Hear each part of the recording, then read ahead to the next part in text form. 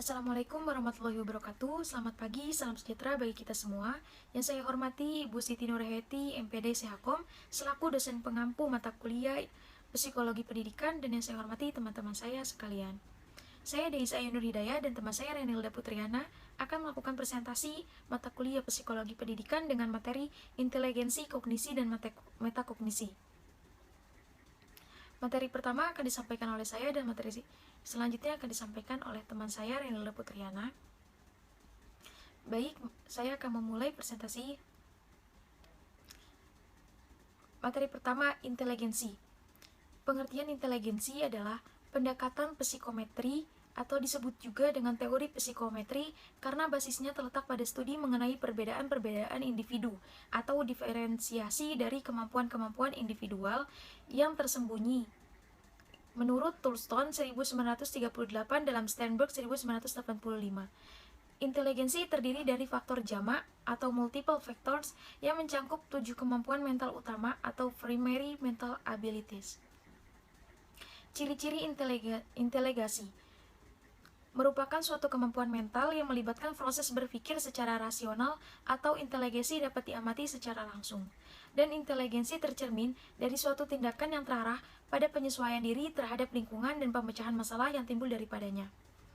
Faktor inteligensi diantaranya A. Faktor bawaan, B. Faktor lingkungan. Perkembangan anak sangatlah dipengaruhi oleh gizi yang dikonsumsi setiap hari. C. Stabilitas inteligensi dan IQ. Inteligensi itu bukan IQ. Inteligensi merupakan konsep umum tentang kemampuan individu, sedangkan IQ merupakan hasil suatu tes. D. Faktor kematangan, atau dalam setiap tubuh manusia mengalami pertumbuhan dan perkembangan baik fisik maupun psikis. Dapat dikatakan matang apabila ia telah mencapai kesanggupan menjalankannya. E. Faktor pembentukan. Faktor pembentukan adalah segala keadaan di luar diri seseorang yang mempengaruhi perkembangan inteligensi. F. Minat dan pembawaan yang khas. Dan terakhir G. Kebebasan. Kebebasan adalah manusia itu dapat memilih metode tertentu dalam memecahkan masalah. Macam-macam inteligensi.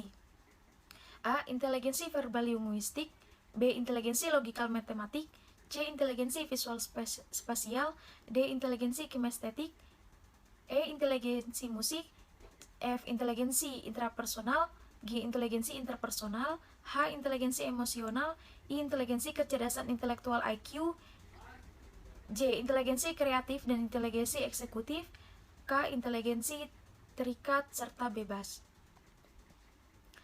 Pengukuran IQ. A. Stanford Binet Intelligence Scale. Stanford Binet dikenakan secara individual dan soalnya diberikan secara lisan atau tes. B. Webster Intelligence Scale for Children Research atau WISCR mengukur inteligensi anak-anak usia 6-16 tahun dengan pemberian skor pada WISCR didasarkan kebenaran, jawaban, dan waktu yang diperlukan. C. Pengukuran IQ menurut Clauret Progressive Matrix atau CPM. CPM merupakan tes yang bersifat nonverbal.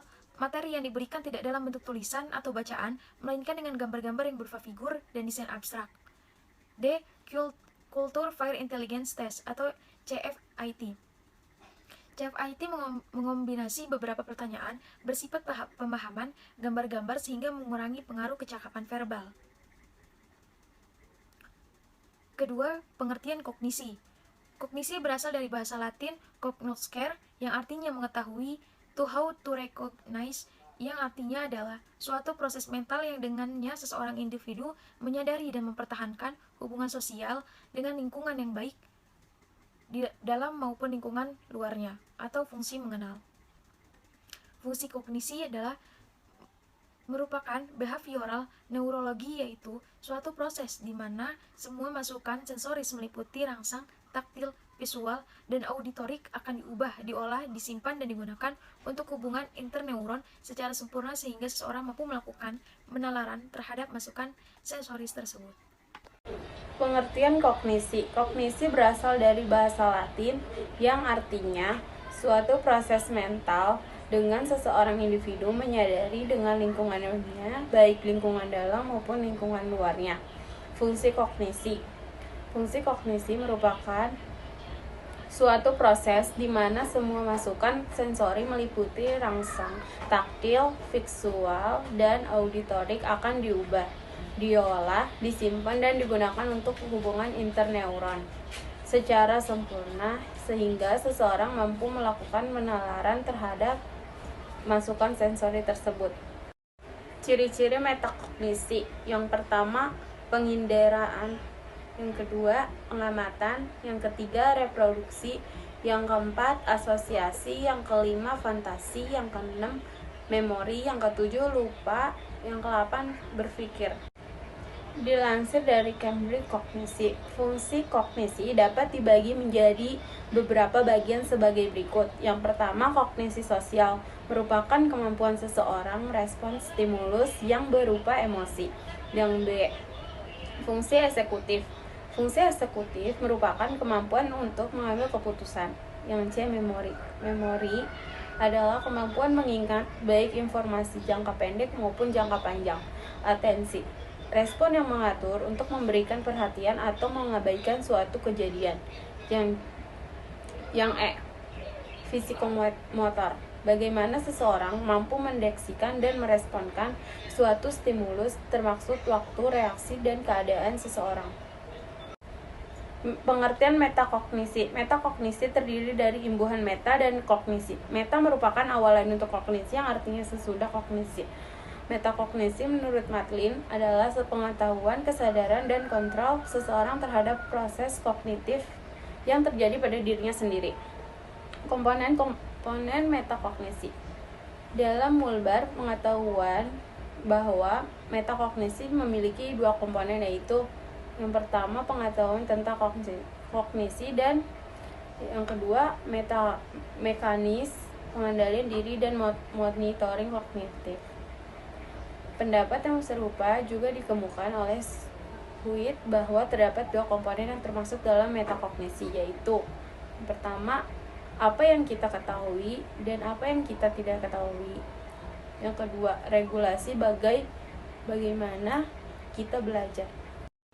Berdasarkan pendapat para ahli tentang komponen metakognisi di atas, maka komponen metakognisi yang dimaksud dalam penelitian ini adalah pengetahuan metakognisi dan pengalaman metakognisi antara lain. Yang pertama, pengetahuan metakognisi yaitu pengetahuan yang digunakan untuk mengontrolkan proses kognitif. Pembagian pengetahuan metakognitif menjadi 3 variabel, yaitu yang pertama, variabel individu. Pengetahuan tentang variabel individu mengacu pada pengetahuan tentang persons. Yang kedua, variabel tugas. Pengetahuan tentang variabel tugas mencakup pengetahuan tentang tugas tes.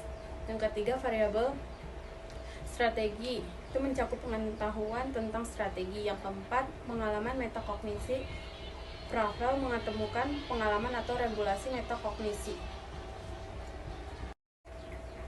Menjelaskan secara lebih rinci ketiga proses dalam strategi metakognisi sebagai berikut. Yang pertama, proses perencanaan. Proses perencanaan dalam keputusan tentang beberapa banyak waktu yang digunakan untuk menyelesaikan masalah tersebut. Yang kedua, proses pemantauan, merupakan kesadaran langsung tentang bagaimana kita melakukan sesuatu aktivitas kognitif.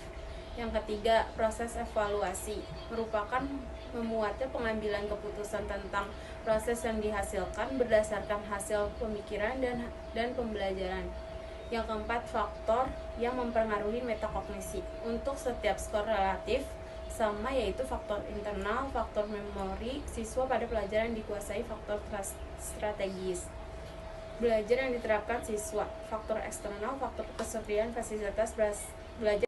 Sekian dari kelompok kami, kurangnya lebih mohon maaf. Wassalamualaikum warahmatullahi wabarakatuh.